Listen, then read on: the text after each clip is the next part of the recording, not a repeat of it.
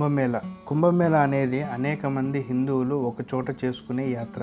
సాధారణంగా కుంభమేళ ప్రతి 4 సంవత్సరాలకు ఒకసారి జరుగుతుంది.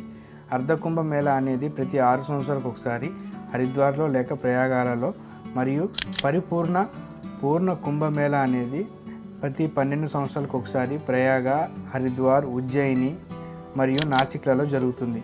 12 పూర్ణ కుంభమేళాలు పూర్తయిన తర్వాత, అంటే 144 సంవత్సరాలకు ఒకసారి అలహాబాద్లో మహాకుంభమేళ నిర్వహించబడుతుంది. జనవరి 2007లో చివరగా ప్రయాగలో 45 రోజుల పాటు జరిగిన అర్ధ కుంభమేళాలో 17 మిలియన్ ప్రజలకు పైగా హిందువులు హాజరయ్యారు. అన్నింటిలోకెల్లా పవిత్రమైన మకర సంక్రాంతి అయిన జనవరి 15వ రోజున 5 మిలియన్ల ప్రజలు పైగా హాజరయ్యారని అంచనా. 2001లో జరిగిన చివరిగా మహాకుంభమేళాకు దాదాపు 60 మిలియన్ ప్రజలకు పైగా హాజరయ్యారు. ఎటువంటి సందర్భంలోనైనా ఇంత పెద్ద సంఖ్యలో ప్రజలు హాజరవ్వటం ప్రపంచంలోనే ఇది మొదటిసారి కావటం విశేషం. చరిత్రలో చూసుకుంటే 629 నుండి 645 మధ్య సంవత్సరాలలో మధ్య హర్షవర్ధనుడి నుండి కాలం భారతదేశాన్ని సందర్శించిన చైనా యాత్రికుడు హుయాన్ సాంగ్ రచనలతో మొదటిగా కుంభమేళాకు సంబంధించిన ప్రస్తావన కనిపిస్తుంది. అయితే నదీ సంబంధిత పండుగలు నిర్వహించటం ప్రారంభమైన ప్రాచీన భారత వేదకాలం నుండే ఈ మేళాను నిర్వహించే ఆచారం ఉన్నట్లు భావిస్తున్నారు. హిందూ పురాణాలను గమనిస్తే పురాణ గాథలలో, హిందూ సిద్ధాంతాలలో క్షీరసాగర మథన సందర్భంలో, భాగవత పురాణంలో, విష్ణు పురాణంలో, మహాభారతంలో మరియు రామాయణంలో కుంభమేళాకు సంబంధించిన ప్రస్తావన కనిపిస్తుంది. పురాణాలను పరీక్షిస్తే దేవతలు తమ శక్తిని పోగొట్టుకొని దానిని తిరిగి పొందడం కోసం అమృతాన్ని సంపాదించాలని క్షీరసాగర మథనానికి పూనుకుంటారు.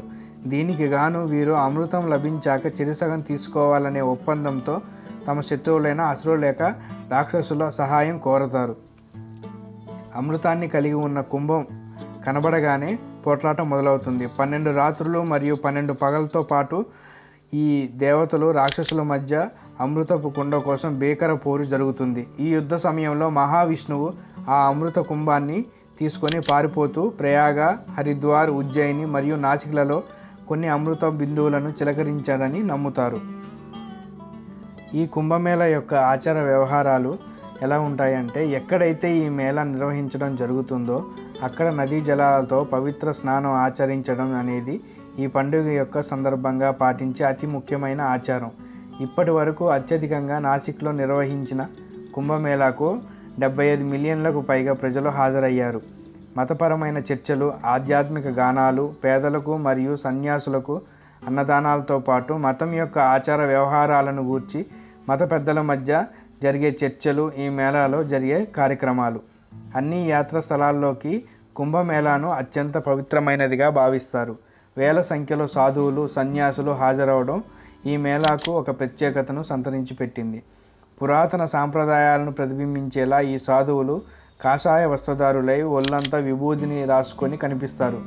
నాగ సన్యాసులు అని పిలువబడే కొందరు సాధువులు శీతాకాలంతో సహా అన్ని కాలాల్లోనూ దిగంబరులై ఏ వస్త్రాలు ధరించకుండా కనిపిస్తారు. కుంభమేళాను ఒక్కొక్కసారి ఒక్కొక్క ప్లేస్లో జరుపుతారు. కారణం ఏంటంటే, అనేక మంది హిందూ యాత్రికులు గంగానది వద్దకు చేరుకొని చేసే ఈ వేడుకయే కుంభమేళ.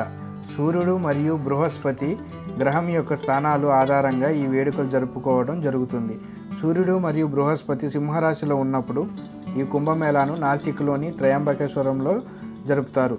సూర్యుడు మేషరాశిలో ఉన్నప్పుడు హరిద్వార్లో జరుపుతారు. బృహస్పతి వృషభ రాశిలో మరియు సూర్యుడు మకర రాశిలో ఉన్నప్పుడు కుంభమేళాను ప్రయాగలోనూ జరుపుతారు. బృహస్పతి మరియు సూర్యుడు వృశ్చిక రాశిలో ఉన్నప్పుడు ఉజ్జయినిలోనూ నిర్వహిస్తడం జరుగుతుంది. ప్రతి స్థలంలోనూ కుంభమేళా నిర్వహించే తేదీలను సూర్యుడు, చంద్రుడు మరియు బృహస్పతి యొక్క స్థానాల ఆధారంగా ఎప్పటికప్పుడు నిర్ణయించడం జరుగుతుంది. ప్రతిసారి ఒకే స్థలంలో ఒకే డేట్లో జరపరు. మొదటిసారి 1980లో నాసిక్లో మరియు ఉజ్జయిన్లో ఈ కుంభమేళాను నిర్వహించారు. 1986లో హరిద్వార్లో నిర్వహించారు. 1989లో అలహాబాద్లో నిర్వహించారు. 1992లో నాసిక్ మరియు ఉజ్జయిన్లో నిర్వహించారు. 1998లో హరిద్వార్లో నిర్వహించారు. 2001లో అలహాబాద్, 2003లో నాసిక్, 2004లో ఉజ్జయిని, 2010 హరిద్వార్, 2015 నాసిక్, 2016 హరిద్వార్, 2019 అలహాబాద్లో ఈ కుంభమేళాని నిర్వహించడం జరిగింది. ఈ కుంభమేళ జరిగినప్పుడు వచ్చే నాగసాధువులు మనకి కుంభమేళ ఎన్ని రోజులు జరుగుతుందో అన్ని రోజులు మాత్రమే మన దగ్గర కనిపిస్తారు. దాని తర్వాత వాళ్ళు ఎక్కడి నుంచి వస్తారో ఎక్కడికి వెళ్ళిపోతారో ఎవరికీ తెలియదు. ఈ వీడియో మీకు నచ్చినట్టయితే లైక్ చేయండి, సబ్స్క్రైబ్ చేయడం మర్చిపోకండి. ఇలాంటి మరిన్ని వీడియోస్కి మీకు నోటిఫికేషన్ రావాలంటే please click on bell icon. ఇలాంటి మరిన్ని వీడియోల కోసం మా ఛానల్ని లైక్, షేర్, సబ్స్క్రైబ్ చేసుకోండి. Thank you.